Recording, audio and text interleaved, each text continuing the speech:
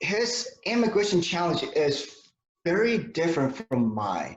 And we really want to highlight his stories, his challenge, and how pretty much how fucked up our system is, our immigration system is.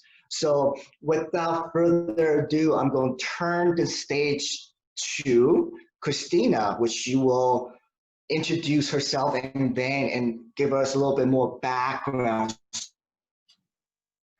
Let's see. Uh-oh. story. So,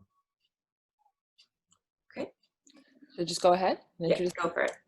So hi everyone, I'm Kristina Wong. It's very early in Los Angeles where I live in Koreatown. I'm a performance artist and an elected rep in Koreatown. I'm on the neighborhood council, unpaid, very glamorous. And anyway, the pandemic has put me in an interesting place. I guess some background on me. I myself am not an immigrant. I guess I have the privilege of being a third generation Chinese American, and that my grandparents took on sort of that labor of becoming citizens and giving birth to my parents who gave birth to me. So I was not the first in my family to go to college. I actually made fun of immigrants, unfortunately, as a way to assimilate and fit in middle school. I don't do that anymore, I will say, since we're talking about immigration and we're just coming clean about all our sins. Anyway, so now anyway, my whole tour of Kristina Wong for public office has been sidelined. I want to talk about who my friend Van, who I'm about to introduce. I, as a performance artist, play a lot of places. I did a show called Wong Flew Over the Cuckoo's Nest, which is about depression and suicide among Asian American women. And I brought it to San Quentin Prison, I would say like 5 years ago. And it was my first time going into a prison. I don't have any relatives that I know of who are in prison. And writing a whole essay about the experience of performing there, because it was just sort of like the whole stereotype with Asian Americans and prison is like, we don't know anyone in prison because we're not supposed to be in prison. And if we do know someone in prison, we very quickly become unrelated to that person in prison. Like that's sort of the stigma around having incarcerated folks in our families. And it was a profound experience. I remember going in completely, frankly, terrified. I was like, if I bomb, I'm not just bombing anywhere. I'm bombing in front of an audience of potential of people who may have actually killed someone before and would kill me. You know, that's just sort of but it was actually one of the most human shows I've ever had. It was the best audience I've ever had. Literally a captive audience. I was literally the best thing they'd seen in weeks. Unlike other shows I play at colleges or theaters where audience sneak away and look at their phone at the same time, they were there for me. They were focused. They were so into it. I led a very rudimentary improv exercise workshop, and they were like, "This is the best time we've had all day." And it was very human to have conversations with them after. In the sense that it was like, wow, here are guys who are repaying their debt to what they did to their victims. And this doesn't make them more innocent, but some of them were very young when they had done these things. And some of them have learned English. This was a group of Asian American prisoners. It was a program called Roots, by the way. That's who I performed for.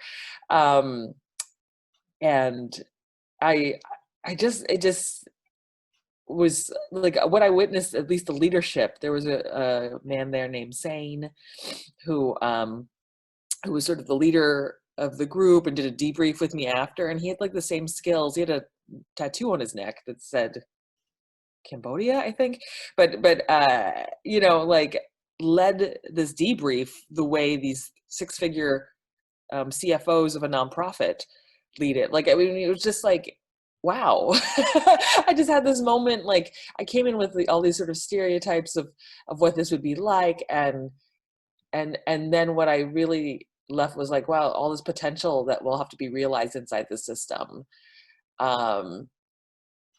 Anyway, so I became involved with a group called API Rise, which is a support group in Los Angeles of formerly incarcerated Asian Pacific Islanders, their family members and supporters.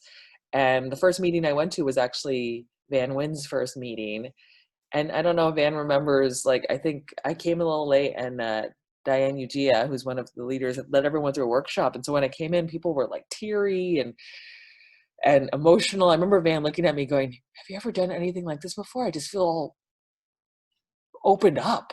And I was like, actually, yeah, I'm a performance artist. All we do is fillet our feelings all day long.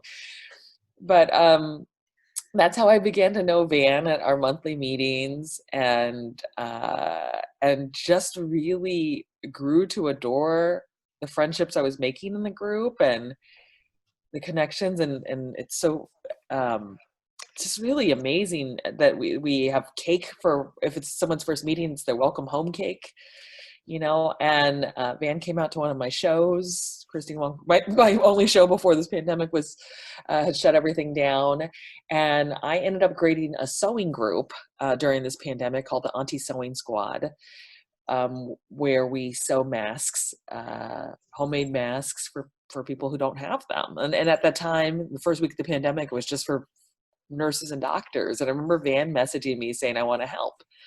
And I'm thinking, oh, you want to cut fabric? I don't know. What do you do? And he's like, I sew. And I was like, what? Because I mean, like, there are so few men in our group who sew. But also I was like, where'd you learn to sew? Prison? And Van actually come from a family of garment workers and has sewn a lot of his life. So he's been such an integral part of the group.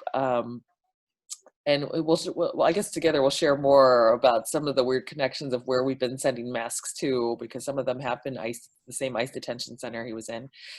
But yeah, Van has just become a very beloved uncle in our group. We actually named a pattern that he modified after him. It was a pattern that we were using online that had a racist name. It was called the Foo Face Mask, made by a site called freesewing.com. And we didn't realize that for many weeks we kept casually referring to this pattern we found online as Foo Face Mask. We were basically making a ching chong sound because that's what the pattern maker had essentially named it for. And so we renamed it after Van because he actually had modified the pattern, made it better, and is a real human being, not just a random Asian sound. So anyway, it is my great pleasure with this long ass story to introduce Van, our dear, who is like an athlete sewer, an amazing human being with an amazing story. Good morning, everybody. Thank you so much, Kristina. I just want to start off by saying thank you so much, Quinn and JR, for inviting us here. It's for all of the Asian viewers who may not know anyone who are Asian, who've been to prison. Well, I'm one of them. So, I mean, where do I start, right? I mean, I'm very privileged to be introduced by my dear friend Kristina. And so she says that she's a comedian. And so we talk lightly about these issues that are very serious. And that's very much the way it was in prison for me, that we deal with it in that way, that we try to make light of things in a very serious situation. But I do want to shed some light on as many issues as possible, and they are related. And that's something that I learned, a very hard lesson, that everything is intertwined, that we can't separate things in society. I'm 42 years old, almost 43 now, and I think the best way to describe myself is just a newly returning member of society. And that's of all of the organizations and things and projects that I'm involved in, I have to say that I'm most proud about being that member, of being a member of society. That's something that was very foreign to me. People ask, like, what is it like? Have you made any plans?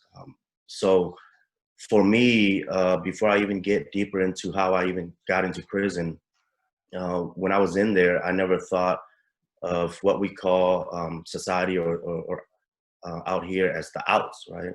Um, it's something that's very foreign to us. I saw the outs as another planet. That's like saying, have you made plans to live in on Mars?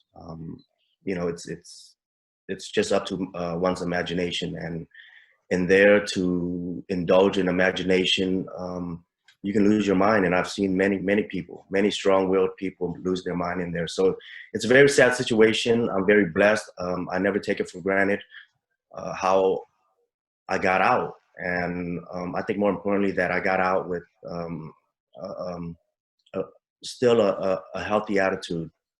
And so that's not to say that there are a lot of issues that I still carry, that I'm still dealing with. By no means anything is solved, right? And that's the reason why I'm here.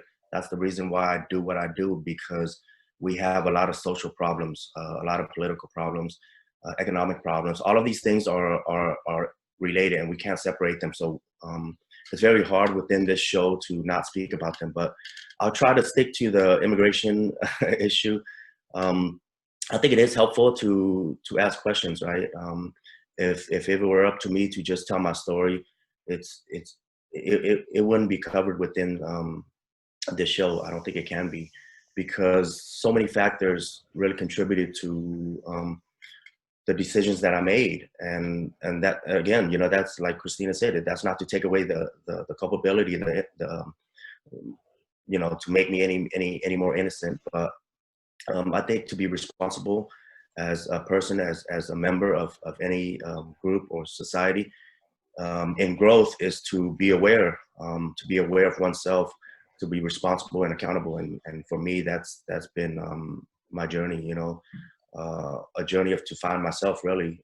I mean, it started from Vietnam. And so that's where I fit in this whole immigration issue, is that I am an immigrant. Ironically, it's affected me so much, that factor of being an immigrant, and yet I never acknowledged it for so many years. And so, yeah, I chased so many things that I was lacking right into prison. And when I got there, you know, it may be shocking for people to hear this, but it wasn't a wake-up call, right? Because I hear this a lot. People say, well, once you got to prison, like, why didn't you change? Why didn't you wake up, so to speak? And for me, yeah, I did wake up. What I woke up to was that this is reality. This is my truth. This is my experience in America, of America. And so prison to me was very reflective of American society. And I don't want anybody to take offense to that, but it's the truth. You know, the saying goes that, you know, we judge a civilization by their prisons, right? So that's what I'm gonna speak about, things that I know. So yeah, I'd like to hand it back to either one of you, any of you. I invite any questions to help guide me. Otherwise, you know, it's just too much. You can imagine, right? I mean, No, I mean, yeah. of course. Thank you. I think, Jay, are you okay if I start? Go for it. Okay. So then I think, I know we've got a time limit just because of something silly called work and obligations. Ridiculous. What is that? That is ridiculous. And deadlines. I don't know what those are. But I think what I really wanted to start in terms of you actually started off in a perfect jump off point of, you know, being an immigrant versus a refugee. So I'm Vietnamese. My parents are refugees. I'm born here, so I guess I'm generation 1.5 or 2. It's shifts, but I'm familiar with intergenerational trauma and what it does, you know, to your mental health and how you perceive. And I completely agree that we absolutely should be judging a society based on the conditions of their prisons, you know. I'm paraphrasing a quote that there are basically two experienced Americas. You know, for the quote unquote American dream, there's the American nightmare. And I think what a lot of people don't understand is the context of why this context and circumstances of people's decisions and behaviors. So I wanted to just bring it back to, you know, when you first came to US, like how old were you and what year it was? So I came here when I was 4 years old. I came with my mom. And I say that because my dad and my brother had escaped 2 years before we did. And I didn't realize how traumatizing that was, that it caused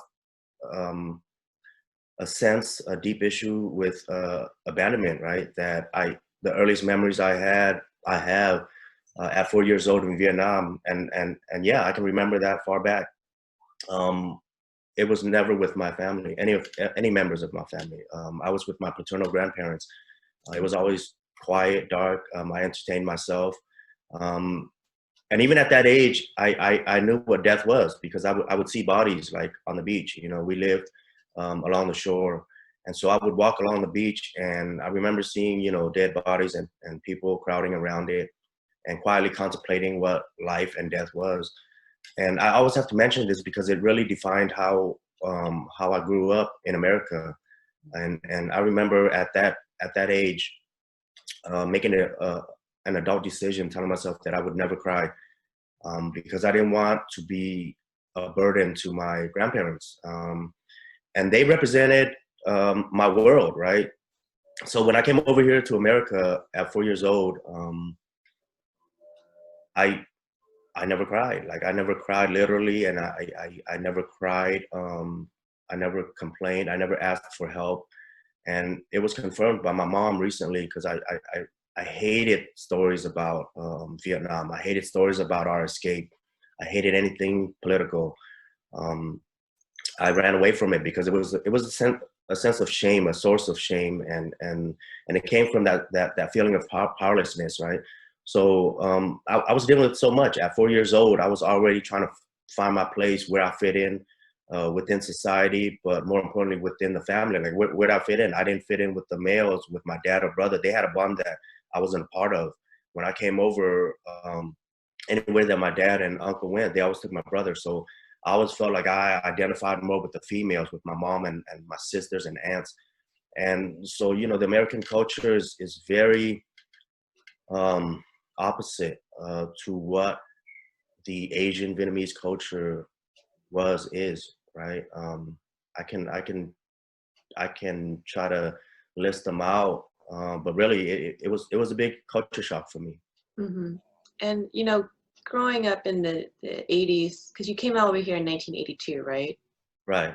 Okay, so growing up what was it like growing up in the 80s and 90s, like having that big cultural shock and that, you know, effectively divide where you've got, you know, the Vietnamese culture at home, and then when you go out, you're effectively, you have no choice but to be immersed in this American, you know, mainstream culture, you know, and you can't even escape it, like with media, it's everywhere. So what was, especially in the 90s, like, you know, the 80s and 90s, what was that like just to grow up to be there?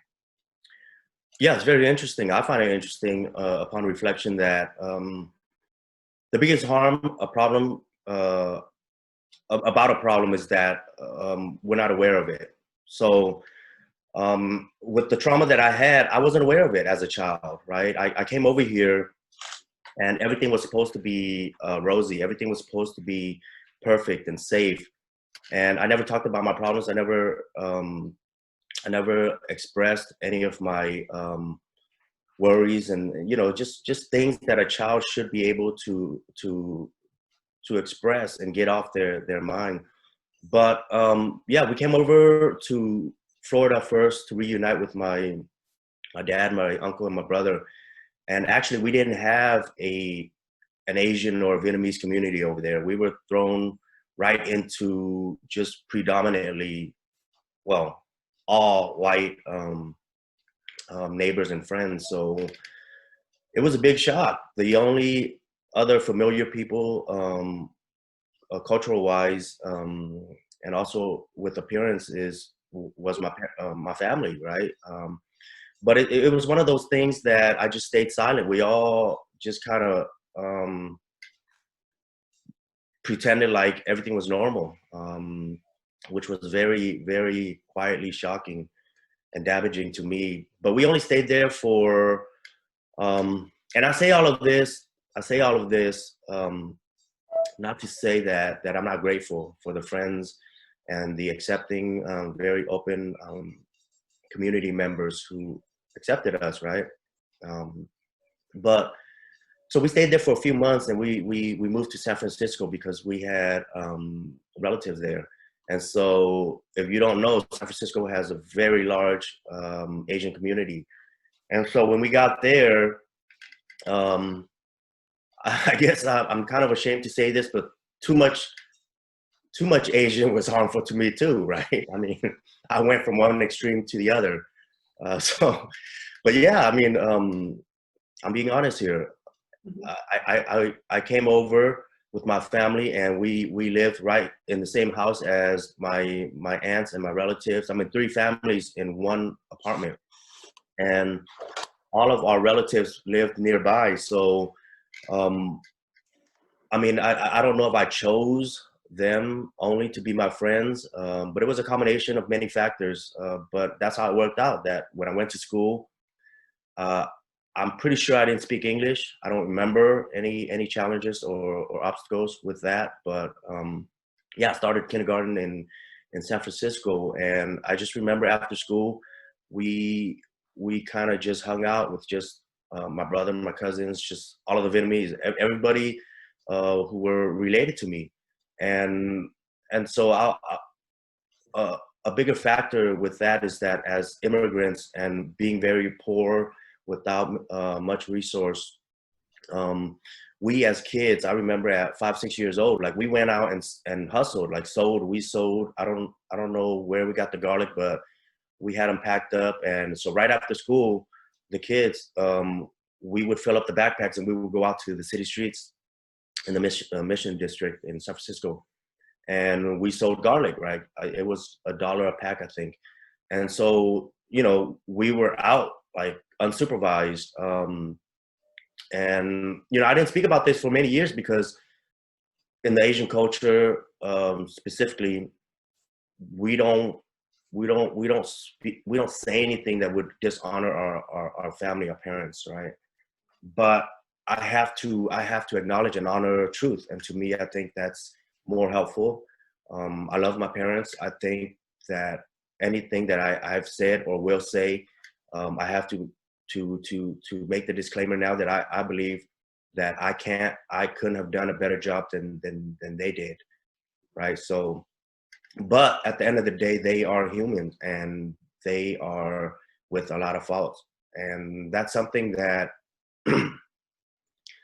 I've recently had to come to terms with in order to move on, in order to really grow, is to acknowledge them as not my parents, but as just, you know, peers. But yeah, it was shocking either way, from one extreme to the other. And then I started school, and you know, this was the 80s, the early 80s. We moved around so many times. I mean, we didn't stay at one place more than 2 years. Some places just a few months. And to me, it was normal. It was normal. But then I realize now that what happened was that I normalized things that were not normal. I had that disconnection with community and neighbors because we moved around so much. But I don't know if that was the cause. That could have been the effect. Maybe we moved around so much because we weren't accepted in the community. I know that we experienced a lot of racism, a lot of hostility, and even assaults. And to go back, when I was 5, 6 years old, running around the streets, I remember we were robbed like at knife point by grown people, right? So that's really the stage, the setup to how I normalized violence and victimization and all of these things. But you know, so many truths and worlds coexisted for me at that time. I mean, that's the trauma side of it. The other side, when I went to school, I was, you know, I was told I was the perfect student. You know, I got straight A's. I did everything that my parents expected me to, exceeded them actually. And then when I went back to the neighborhood, it was a whole nother world. When I went back into my home, my family, it was a whole nother world. So I can't speak on one truth. You know, there were so many coexisting at the time. Mm-hmm.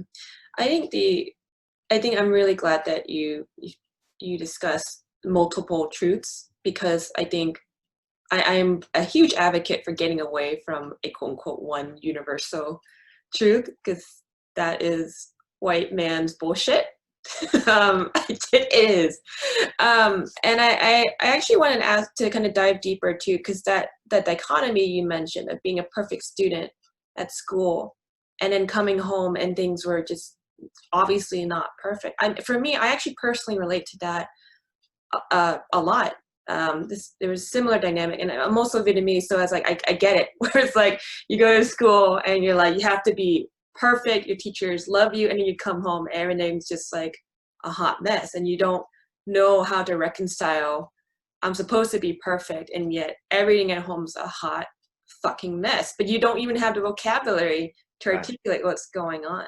Mm-hmm. So I wanted to dive deeper in terms of like, what was that? You know, if you can and feel comfortable, like how do you remember feeling during those times? Like, obviously these two truths are occurring at the same time. Okay, so I think it's appropriate now for me to pretty much itemize all of the contradictions and conflicts that I faced, right? So I mentioned earlier about the culture being opposite, and so what was outstanding to me was that I was conditioned and raised to never think about the self, to never develop the self. So I always think about others, the family unit, which represents community and society, and to never be violent, to always respect authority unconditionally, right? Authority and people who are older than you, to value education again. Unconditionally, without logic, without reason, just value it and chase it. And like I said, you know, to respect authority. But what I experienced was that, especially in school and in the media and in the neighborhood, was that violence was very necessary. You know, I couldn't turn the cheek all the time. Like it even as a sensitive kid, like I was overly sensitive to the point where I hated myself, you know. I just despised it so much. Like, why did I feel for others so much? I felt like I was a girl, right? And that was a whole nother, you know, issue that I had. Like, where I fit in, I'm an artist, you know, all of these stereotypes, it fits the profile of somebody that's not masculine. And so, yeah, I saw that, you know, respecting authority was not just not valued, but it's promoted to challenge authority, to you know, to stand out, to be troublesome. I saw it at school. You know, the kids who were troublesome got all the attention, the good attention and the bad attention. They got the girls. You see it in the media, you know, like the Breakfast Club, and, you know, I can go on and on, but, you know, in music too. I mean, I don't think we can deny the fact that we do promote and value violence.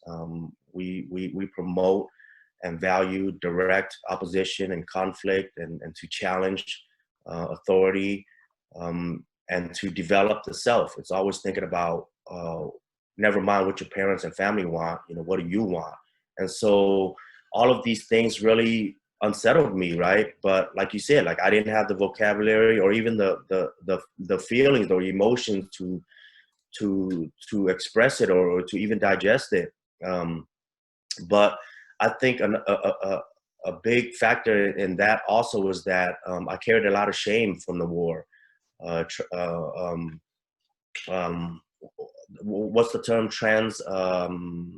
Intergenerational Yeah, trauma. intergenerational trauma, that I didn't have to directly experience it, and yet, you know, I absorbed it through, you know, the dead bodies that I saw, just the political and social climate over there. That even as a child at that young age, I fully understood everything. and then I absorbed it from my parents, and literally and figuratively that I turned away from it, right? Every time I heard them talking about it, which was all the time, I would leave the house, and I didn't want to think about it. I didn't want to entertain it. And yet at my age now, in my 40s, I had to force myself to really, with the therapist, to really go back, because I know that that's something that's very important in my development. But yeah, it's, I think you understand a lot, if not everything that I speak about as far as the conflicts, the contradictions. But I do want to speak on this. It's something that I really hated. I resented.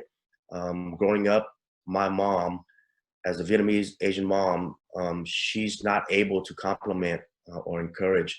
Her way of doing it is to, really, really insult me, really, the kids, and to put me down. So I just couldn't make any sense of life, of the world. It's like, I'm being the perfect son. I do all of my chores. I'm doing everything that I'm supposed to do at school and beyond. And then it's not really supported, right? I'm supposed to excel in all of these things at school, but my mom would be mad, like, why are you going somewhere? Even though I'm telling her, like, I have to go to this event for this club that I'm involved in. It's all scholastic activities. And so these things, that it made me resent her and my culture. But the thing that I hated the most was that she would always tell me, why can't you be like this person or that person? She would point out these random kids in the neighborhood, and I knew all of these kids were bad, like they were bad, right? But on top of that, I saw, quote unquote, the American kids' moms always back them up, no matter what, right? Even though they started the problem, even though they are the problem, their moms would be so belligerent and would be their best advocate. And I craved that. I wanted that so much. And here I have a mom and a dad. I always speak about my mom because, like I said, that's the stronger bond that the connection that I have with my parents. She has no connection to this culture, to me. She couldn't speak English, and she never stuck up for me. She every time that I stuck up for myself and for my family honor, to try to fight somebody or defend myself, the kid's mom would come over and complain, and we would get in trouble. I would get in trouble, and so I would get it twice at least, right? And so I hated that. And I remember one incident when this neighborhood kid, he keyed my car, our family car, and so my brother and I tried to chase him and beat him up. And he ran into his house and told his mom. So his mom took him over to our house and complained. And I already knew that we were going to get it, but I was already used to it by that time, Like, I wasn't afraid of the beatings. I wasn't afraid of the scolding, the endless nagging. But it really stabbed at my heart when the support wasn't there. So anyway, so my mom, she's yelling in the neighborhood to call us back, and my brother and I came back, and so we told her, we said, well, this is why. And so we thought, well, at least, we'll be vindicated for this incident. And so she says, well, you guys must have done something, right? Regardless, whatever it is, you always have to be good neighbors. Like, I couldn't, it didn't sit well with me, like, to be slapped and then to also come back and apologize to the person who slapped me and to offer them egg rolls, right? And I hated that. I hated her for that. And so, I mean, this is just one of so many things that contributed to that, the resentment that eventually I left the home. Literally, I went to the streets where I found comfort and acceptance with, and I didn't seek out Vietnamese guys.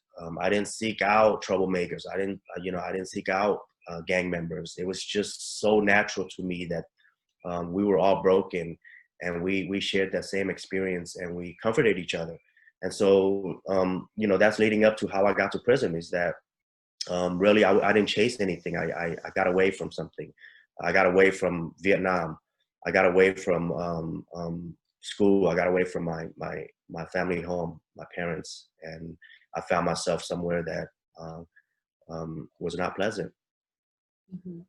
And I think, thank you so much for sharing. And every, what you just described of, you're knowing you do not have your mom to back you up, and the white kid's mom is gonna, it's just like that infuriating moment. You're like, you're in the right, and you don't have the support. I was like, I know all of this, I really do. I really, so we don't have to talk too much about, because we discussed this prior, but like you eventually, you found yourself now in the criminal justice system of the United States. And I think that was when really your immigration status came to the forefront, right? So I guess, JR, so based on everything you've heard so far, like, of what Van's been through with, coming to the United States and just everything, I want to focus into like how our criminal justice system does and does not like effectively intersects with our immigration system or lack thereof.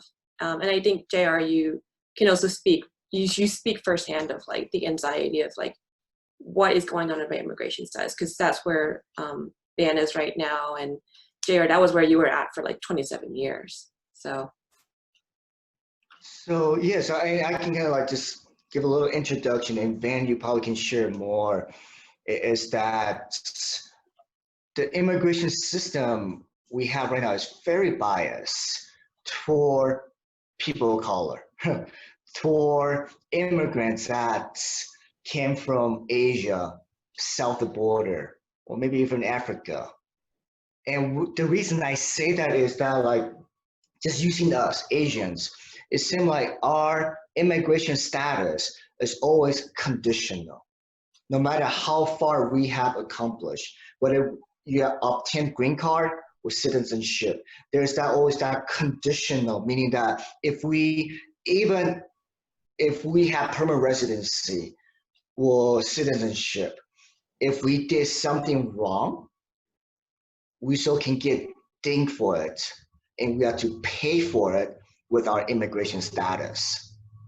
So compared to others that are like, if you did commit something, a crime or something, or after you pay your quote unquote your debt off, serve your times, you can resume, in a way, you can resume back to society. But for Asian immigrants, it's almost like, no, you can't do that. Once you committed something, not only you have to pay your debt back, we're gonna throw you out, because it's almost like your presence here is conditional, is based on our mercy. And I think this system itself is really biased toward us. Absolutely, and the bias doesn't start at the ICE detention. The bias starts not even in the criminal court. It goes way beyond that, and prior to that, right? Like I mentioned, all of the social and all of the economic factors that affect it. But yeah, so I guess to really speak on how it feels, how it felt for me, it's almost like going for a routine checkup, and then the doctor tells you you have cancer, right? And for me, especially as a young person learning about America, and I didn't even know that I had to learn about it. But I did. I thought that coming over here, if I were to even look at the word permanent, I thought permanent is permanent, right? It was never an issue. I can't understand when people ask me, like, why didn't you fix this situation, this or that? I'm like, this is something that I'm learning now, that it's too late, right? But yeah, it's really complicated. But I have to say that, America, if it is an entity and a person, that if I, as a refugee, I thought that a refugee means somebody who doesn't have a home or country, and I was adopted or accepted into another family. So I never, even though I experienced, the feeling different. But I thought that the ultimate goal is to say that I am an American, a member of this country, and to act accordingly, right? But policy-wise, it doesn't reflect that. Policy-wise, America is saying that we're not part of America fully, that we are different, you know. So, you know, America and the system and the policies are great teachers to me, and that's what I've learned, is that too late actually, that I was never really fully accepted as an American or a member over here. But yeah, I came to I went through the criminal justice system, and very caring, progressive people advocated and passed a Senate bill, California Senate Bill 260, which gave juvenile offenders, lifers, a second chance, and I benefited from that, and I got early parole because I was actually sentenced to die in prison. And so I'm out here, and I never had that chance to really be happy, because right on the day that they released me from prison custody, ICE agents came in and picked me up, right? So I didn't get to run to my family. They just changed the handcuffs to a different custody. Federal agents came pick me up and took me to Adelanto ICE facility. Mm-hmm. And so, sorry, I just realized I did a time jump, and I wanted to just kind of, you know, go back a little bit. Like, so how old were you when you first became involved with the criminal justice system, and then how old were you when you were released and then immediately picked up by ICE, just for the timeline? So I came into juvenile hall when I was 16 years old. Mm-hmm. And I was released from prison custody February 20th of, I'm sorry, in August of 2018. Okay. So I was, I think, 42 at the time, 41. Okay. And so I was taken into ICE custody, the facility, and to me it was just like going to another prison, not just the physical aspect of it, but you know, emotionally, psychologically, everything. Like I went into survival mode again. I didn't know what was going to happen to me. I mean, just so many things that I was witnessing that was, you know, just really, really scary, you know, just unjust. And I felt so powerless again. And so they ordered me deported. And so I'm waiting deportation now, which is strange, because it's like, I feel like everything that I've been through, I still feel like I'm an American, right? I feel like this is all I know. All of my family, everybody I know, are American citizens by birth or naturalized. And so that was not even considered, really. And they know that if I get sent back there, I know no one. I can't really speak the language effectively. But what I've learned from that process is that it doesn't matter, that they're kicking me out and I never belonged here, right? And it's not a done process, so it's something that I'm still processing. But I can speak on the raw emotions that I have, because, you know, I'm still in the process of it. All I know is that it's beyond shocking, that I'm really numb to it, you know, that's how I survive it, is to not really think about it. So I was very fortunate, but I don't want to give credit to ICE as an agency or facility at all. But I'm out here. I had to really petition to tell them, at least let me await my deportation out here, that my aging parents are not well in health, and it would really permanently damage me to know that I went through everything through prison just to lose them while I'm in this limbo state in ICE facility, right? And so ultimately and eventually they released me under supervision with conditions to check in with them, to be ready to go whenever they tell me to go. And so that's kind of like the backdrop and the framework. kind of guiding, but I won't allow it to guide how I function. I just, in spite of all that, I choose to live the most that I can while I'm still here. And so because of that, I still feel like I'm indebted to all of the kind people who helped pass the law to get me out. And so that's why I do all of the advocacy work and activism work that I do, because I feel indebted, right? But I think that's a big lesson. Like, why would you want to get rid of somebody who feel that way? And instead keep people who take things for granted and really abuse it. But that's a whole other issue. I just want to speak on mine, which is, it's hard to say that I'm entitled to anything, because I'm not. I just know that it doesn't feel right. That's all I can say. Yeah, I completely agree with you too. It's like, one of my biggest issues with our criminal justice system is how punitive it is. Oftentimes it's very like, if you've done something, you're done for life.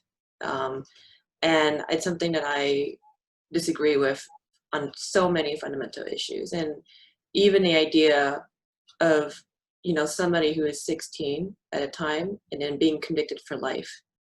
I take a lot of issues with that, but that's like a discussion for like 10 hours. I also, I think at large, like where you're at right now, I think given everything that you've been through in the environment and circumstances, you've definitely lived a life that a lot, like, other people would not be able to even get through, like chapter 1, like for instance, processing death at age 4. I mean, just for scale, like when the pandemic hit the United States, I think a lot of, like, my sense is that a lot of Americans who have never really dealt with the reality of death, and that, someone I know could die, became a serious existential crisis, which fuels a lot of the anti-mask sentiment, ironically, as we're talking about Kristina's Auntie Sewing Squad. So I think what you've been through, it's thank you for sharing. I'm so sorry that you've been through such a process and a continuing process. And I want to sort of tie us back into, how you got involved with the Auntie Sewing Squad, or Sewing Squad, and how that helps you stay grounded. I think Van fell off. Oop. Okay, so I think Van and JR both fell off. Hey JR. So Van just fell off, and we're just gonna wait for him to come back. But he just shared a really moving narrative that is also for myself, and like everything he described about like the Vietnamese-ness, I was like, oh my god. Like, I know all this. Van and I realized both grew up in San Francisco, and we're the same age actually. And so many moments where I'm like, I think that was the moment I had when I went to San Quentin and was meeting. I was like, oh, because there was so San Francisco is such that like we had fobs, like, but it's not the derogatory, like clueless, naive. Yeah. Like in San Francisco, they're like gangster fobs, and so and like you fear the fobs. Like, Yeah, they are. the bench. At least in the 90s, early 90s, they had the perfectly pumped bangs. Like my mom would probably not let me out of the house with big pumped bangs and sweaters and stuff. So I was just telling him, Van, how like I grew up in San Francisco too. I went to Hoover and Alamo Elementary, and I was just thinking, oh, I know who you were. Like, and that was the moment I had at San Quentin when I was meeting a lot of these Asian guys at Roots. I was like, I remember which one you were. Like, I didn't know them personally. Like, I could probably place who they were and where they became. The guys who ended up getting locked up, and that was a sort of a profound thing to me, that it didn't have to happen. that way, that the system just it's not we don't live in a therapeutic kind of society, so we have to seek communities. And like, I was a bad girl. I was a 4.0 student too, who was also a bad girl. I didn't get into law trouble, but kids are always getting into trouble, and it's hard not to. Yeah, I mean, I was a good student, but I would come home and just have like I was a high functioning depressant, and I didn't even know what that was. I would just come home and just sit on the couch and go like, life is meaningless. But yeah, and actually, Kristina, I'm so glad you brought up like what it's like during the 90s, because I was like a single digit kid, growing up in the 90s. So my concept of reality was very much like PBS in the library, because that's all we could afford. Mm-hmm. But I think a lot of Asian America is interesting to me because it's really morphed into this sense of like, look, there's a big contingency that believes in like, oh, you just work hard and look how successful we are. But a lot of Asian Americans also conveniently forget that, there was a lot of Asian gangs during the 90s. Like I remember about like, I was telling JR, I'm like, they were in SoCal, there were Vietnamese, Korean gang warfare all the time. I heard about shootouts going up to the high school I eventually went to. So it was intense. Yeah. So I think I really would love to talk during a remaining time to talk about like, and I'm also really glad Kristina, you brought up the point of our society is very punitive, where it's not a society where, and Van, you also brought us up too, like American society at large is very individualistic, which has its strengths and also great flaws. It's like you're not oriented towards community. We don't think in terms of community. Mm-hmm. We're thinking about like me, how can I make money? How does this benefit me? And that the big downside is that when you're not integrating community, there's no sense of, your purpose becomes tied up in what serves you. And that can be incredibly damaging, for mental health, and for also, and it's very informative of decisions that we make. I can speak for myself. When I was incredibly depressed, I would just sit on the couch, contemplate, like having this like nihilistic 15-year-old nihilism of what is the purpose, why am I getting straight A's, like doesn't matter. You lose sight. I remember losing sight of like, well, if I do well, then I can do XYZ and give back in ABC certain ways, right? But so I would love to kind of close this out, but like, what is, or just like thoughts on the immigration system, where it's at right now, and how, the fact that we as Asian Americans, we're very, we're still very tied to our immigration histories, as opposed to, let's say, white Americans who are like, I'm white. Then they might say like, I have some Irish ancestry here and there, but we're, Kristina, you're third generation. Van, you're like, you immigrated here. JR, you are like first generation immigrant. I'm like generation 1.5, 2, depending on who you talk to. So I would love to end on just that discussion note. With whom? Me or Kristina? Let's see. I will start in terms of the order in my screen. So I guess I'll start with Van. So right to left. So, I mean, just to touch on the whole gangs and the pervasiveness of it back at that time, it was very true. Like, I remember before really being involved in, real serious criminal activities, is that we were shot. We were shot by just going to party. I mean, at school. So it was very much a serious survival situation.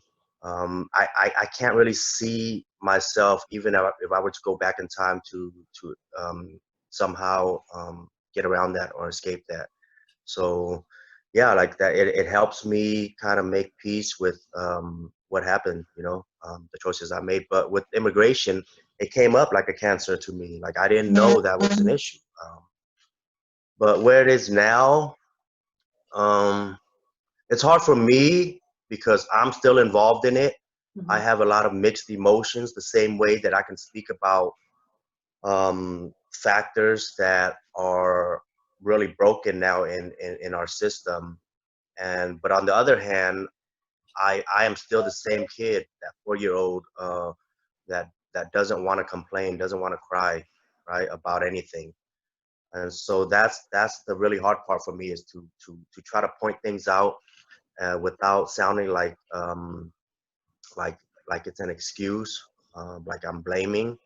Although we should, if it's broken, right? I mean, um, I mentioned earlier that the best way to fix something is to be aware of it. And so what I'm aware of now is that, yeah, you're definitely right. It's very biased, racist, because it is, that is the biggest factor, race. Do I have an answer for that? I don't think I have enough experience to propose a solution. Like I said, all I know is it's not right, right? It doesn't feel right, and it's not right. Um, and so the little things that I can do, that I'm sure of, I'll do, which is to help my friend Kristina Wong in the sewing squad. I'm very practical. I'm very Asian in that sense, right? I'm very Win, like my parents in that sense. I'm very practical, very pragmatic. So I can entertain a lot of, principles and theories and all that, but at the end of the day, I have to do what is practical. And so I'm very blessed to have Kristina in my world, in my life, to provide me this vehicle, this space that not just, help, our community and our fellow human beings, but it's helping me as well, like psychologically, to give me something to fight, where before I didn't know how to fight, right? It was quoted that nobody taught me really how to fight in a constructive, healthy way, and nobody really told me that sewing is can be used to fight. And so until I find other ways, this is a blessing for me, the Auntie Sewing Squad, that through this community, this family, because of Kristina, I'm learning so much. So I never focus on what I'm doing for others, because it makes me feel very uncomfortable when people put it in that light. Look, Van, you're doing this and that for others. Um, Maybe it's my humility, but for me, it's like it's very necessary for me to have something to do. Otherwise, I'll just sit around and feel the victimization that is happening, to me, right? At least it's a sense of power for me. And so, yeah, I don't have the answers, but for me right now, that is a small answer to immigration, is to help. And how that is helpful is that we're making connections. We're making connections with communities that well, we say underserved, but really are marginalized, are not connected within each other as well. So how can we expect to be connected with the larger society? But yeah, to me, that is a form of healing, is to make that connection with human beings, with individuals, and hopefully in time it'll heal the bigger problem. But yeah, that's my role, and I'm very grateful to it, for it. I want to add to that. I think so. Our sewing group is gone now for 3 months, and man, you're very gracious to call it my group. I say it's our group, and I think you're such a big part of it, because we like every day, Van's name is like echoed in the group, because we keep referencing these masks as the UVH pattern, the Uncle Van Wyn pattern. He's always like, we're always conjuring Van, but like 3 months later, the first week of this lockdown, like no one could find a mask, and really who's we really realize who's essential on this planet. It's not the billionaires, it's not the fancy actors. It's a lot of immigrants who are working the front lines, who are working as the nurses, the doctors, the the grocery store workers, your food packers.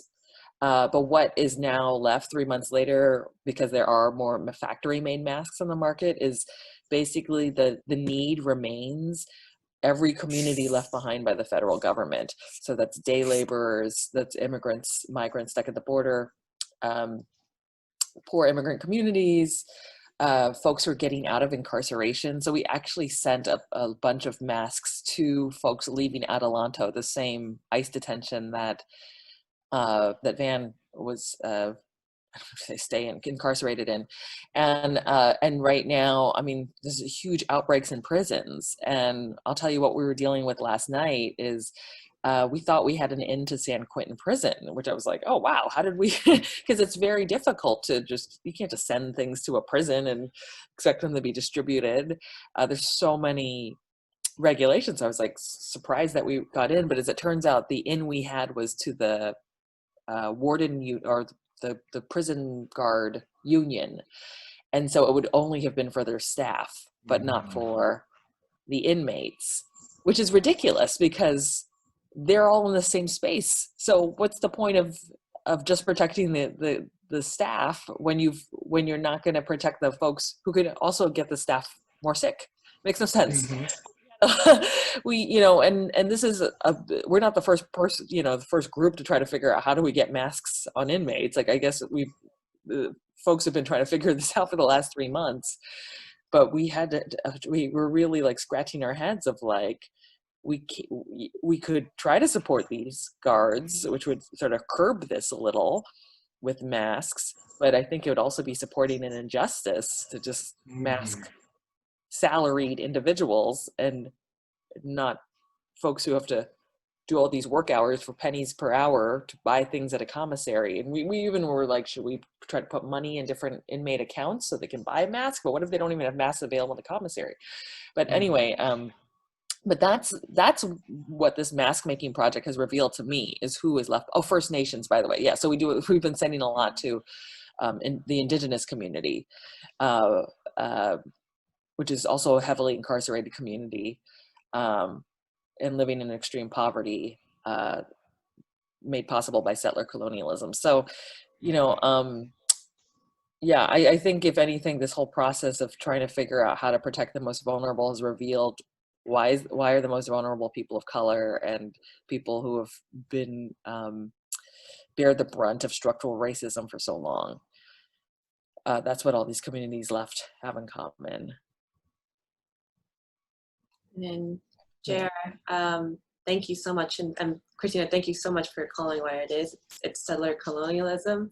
That could be like a whole symposium on no, really. And it's like, even especially as Vietnamese, like just being like whenever I have discussions about the Vietnam War, it's one of those things I'm like, is no one going to call it for what it was? But that's a whole like, that's a whole. Yeah, I know, exactly. Kristina, I was like, Kristina, I need someone to just call it.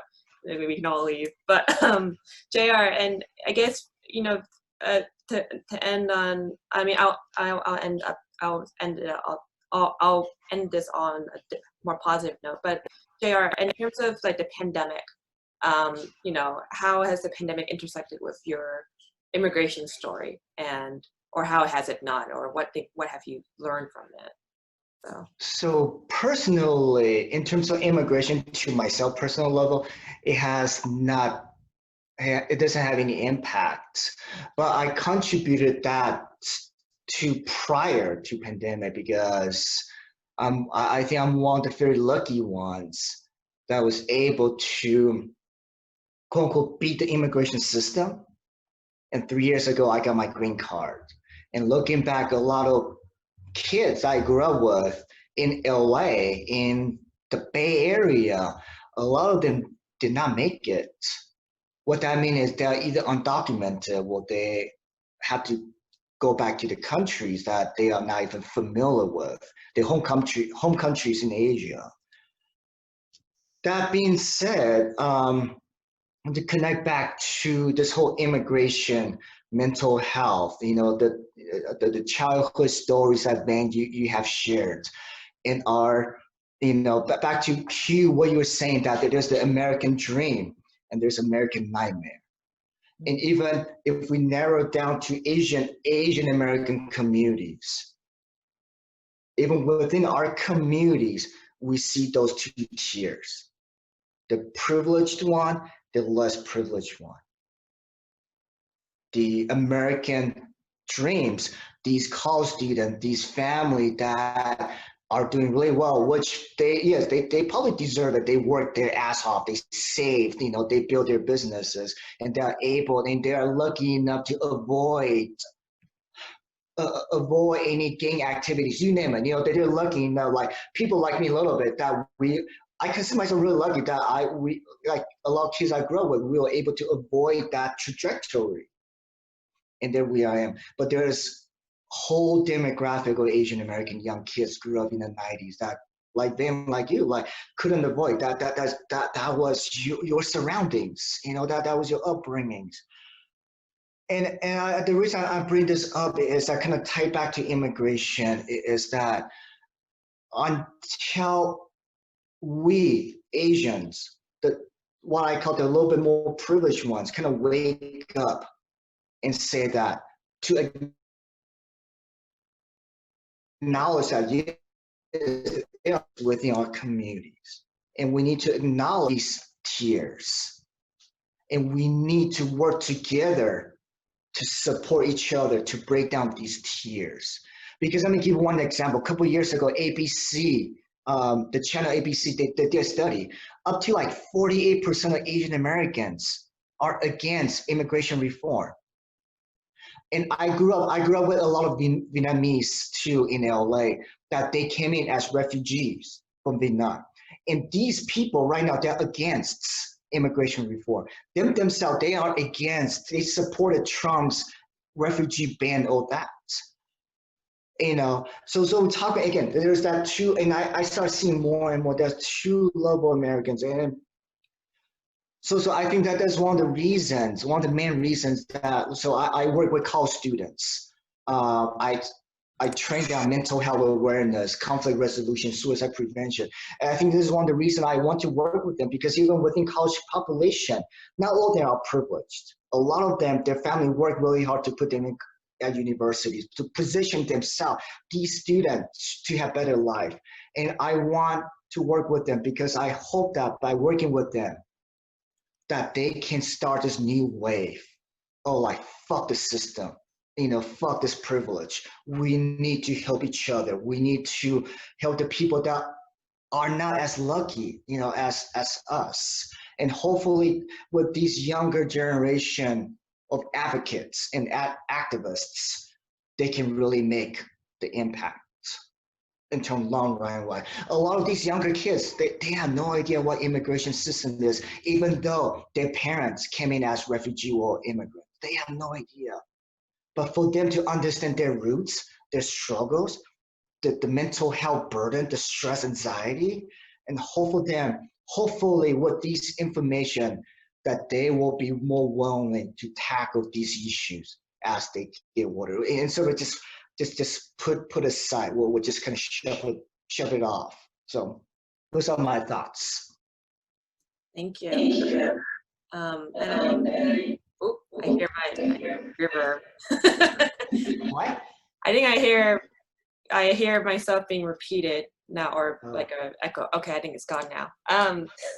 What a great way to end, like hearing myself double speak. I think for me, it is on a sort of like I do want to end on a positive note as appropriately as possible. Because it's not, I don't want to be saccharine about it. I don't want to be Disneyfying, you know, our large reality. For me, the optimism comes from, you know, this pandemic has been terrible, you know, from so many perspectives. Like, as you know, my formal background is in public health, and I'm also a filmmaker. So I go back and forth between the technical sciences and, you know, the creative arts perspectives. And when this pandemic hit, there was just already, it was like, you know, anti-Asian racism was on the rise and continues to be on the rise, you know, and then there's incredible stress on our entire health system, you know, which I can rant for about 10, 12 hours, you know, and our health system is inherently racist. You know, it's like, who gets to integrate with it? It ain't Asians. It's just not, it's definitely not the Black or brown communities, pretty much, you know. And so I was seeing that. And then George Floyd was murdered. And we saw like the rise of Black Lives Matters. And that was also a pandemic, the pandemic of racism that we've all been discussing now. You know, racism is an ongoing pandemic. It infects and infiltrates our immigration system, or lack of immigration system, you know. And my optimism comes from seeing us like, I don't know how you can really come back and say, hey, remember the status quo before all of this? Wasn't that great? No, it was like, you'd have to be willingly ignorant of how like just how terrible all of the conditions, from the social, the health equity, the rate, everything, immigration too. Like, you know, anti-Asian racism did not go away. It's still on the rise. I think I just saw a report saying that anti-Asian and anti-Black racism has been on the rise during COVID. And that's very true. And it's one of those things I'm like, we can't go back, because we cannot go back. And my cautious optimism lies in, you know, all of us, you know, having these honest discussions and really saying, how can we work together? You know, what can we do during our time in, you know, quarantine, and following scientifically backed public health guidelines, you know, wearing a damn mask, you know, it's like, and what can we, you know, like, what can we do? What can we do collectively? You know, like Van, you mentioned that, you know, it's like you have to do something, you know, just to keep yourself grounded. And Kristina, you start Auntie Sewing Squad. JR, we've been doing this podcast. It's like, what, I'm cautiously optimistic, and, you know, more on the optimistic side. I'm not trying to be a pessimist about this, but it's like, how, you know, progressive and constructive solutions and movements can come out of this. Van, you mentioned, like, you know, you don't have to experience to propose a solution. I don't think anyone really does, you know, even lawmakers, they don't, because I will bet, I was like, I don't know, like, any like lawmaker would not even conceive of, you know, seeing what you have seen, you know, your earliest memories in Vietnam. For them, like I would say this equivalent struggle is like, oh, my mom didn't take me to the mall when I was 12 or something like that. That's their scale. So I think I want to end because I know people have to do things like work and other meetings, but I don't know if anyone wants to add one last thing before we sign off. I just want to go really quickly. Yes. So yeah, I say that I don't know the solution, but I actually do. It is. I preach it all the time, which is connection. We cannot try to change something that is not connected to us, right? And so we're doing the groundwork here. You, Quinn, JR, Kristina, like we're doing what is necessary to make these connections. And so hopefully that will be more infectious than racism is this sense, this act of caring. And so I do want to speak really quickly on things that Kristina didn't, and she's also being very humble that she doesn't mention it's you know, it's just a name, right? It's Sewing Squad. And I never want to say that what she or all of the super aunties and uncles and regular aunties and uncles, all of us, we really are super, but I never say we sew masks. That right? That's just the label. But we're doing so much more. It's social justice work. And Kristina, you know this, that she doesn't mention everything that supports it, as well. All of the hours and all of the people who are who have jobs, right? Who have jobs and deadlines, and yet they're staying up all night, skipping meals to sew these masks, and yet it's not about sewing masks. And we have supporters, aunties and uncles. And again, I want to stress that, you know, the Auntie Sewing Squad is predominantly women of color. and not to take away from anybody else, but we have to give credit where it's due. And so I'm just a small slice of it. I'm so grateful that Kristina and all of these super aunties are there to take care of all of the social stuff, right? That they coordinate all of these things, that they get the masks, but really the love, life to the communities and to the individuals who are in dire need of it, right? Not that they want it or it'd be nice to have it, like they really need it to save their lives. But yeah, I just want to say that it's so much more than sewing masks, and I'm truly thankful for what Kristina has started and everybody who's involved is contributing to, and also to you, Q and JR, absolutely, for what you guys are doing, because this is what we're doing. We're spreading this new virus of caring. So yeah, thank you guys, all of you, so much. Yeah, thank you. Yeah, thank you so much for being on here. Yeah, but if you want to follow our work, we are facebook.com/Auntie Sewing. That's our public fan page. There's a great article about Van sewing with his mom that NBC News put out. Nice. That's when he was referencing being quoted as sewing is fighting. He was referencing the article, which I think is going to become part of your. That is awesome. Your pardon package includes. Show your PO the news article. No. I'm keeping my communication limited with him. He's a great guy, for the record. He's a great guy. He's giving me a lot of leeway and leniency, and I appreciate that. And that's all I'll say. Yeah.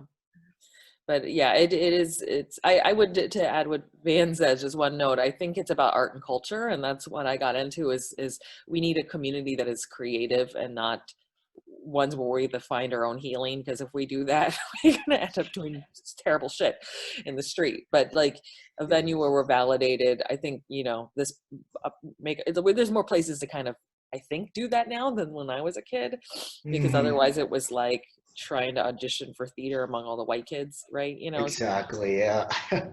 But like more spaces for people of color to feel like they can express themselves in healthy ways, and sewing has become that venue for us to build a community and have conversations about what's happening. Thank you so much, both Van and Kristina. I always try. I'm like, am I muted? But yeah, I cannot thank you both enough for joining us today. I know we went a bit longer than an hour, but it was one of those things I'm like, I can't stop this here. This is important. Yes. And JR, do you have any closing words or? No, I will say, yeah, thank you, Kristina and Van, for sharing your stories with us. I really appreciate it. And I will definitely look up your, what's it called again? Auntie Sewing Squad? Yeah. We have a fan page on Facebook, and we're going to. Yes. So I will look it up, and I will share through my network. We weren't supposed to be this big, but here we are. And who knew that it would, reaching out to the communities forgotten by the federal government would be popular. Yes. All right.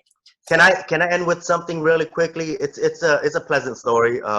Yes, absolutely. Seconds, so, I'm trying to rebuild my relationship with my dad. So he's very elderly. I feel bad about missing out on all his healthy years, and so I agreed to go fishing with him the other night with my brother. And I was trying to help this girl on the side. She was like, "Can you help me get this off the hook?" And it was a little stingray, and I was like, "Oh, how cute." So I came over there with a plier and I put my hand on it, and it stabbed me, right? This stingray stabbed me. And so I have the scar here. Holy Everybody was freaking out. They were like, "You got to go to the ER like now, pull the barb out," and I'm like, "I can't, it's stuck." They're like, "You got to get it out," with a sense of urgency, like you're gonna die. And so I ripped it out, and it's just bleeding profusely. But the point of my story is, go to the ER, and I can't because I don't have health insurance. So I'd like to end with that. Yeah. It's not an uplifting story. I learned from you, Kristina. So there you go. Well, I am glad this stingray. It looks like you're still alive. That you didn't die from blood loss. God. But yeah, all right. So thank you so much, everyone, and for listeners of your morning cup of Q&J, we will be taking a break next week because JR, you are out next week, right? No, we're doing the webinar. That's right. But we can talk more about we'll next talk week. about it more offline. But yeah, so we'll see you next episode. All right. Thank all you. right. Sounds Bye, good. guys. Thank you. Bye. All right. So I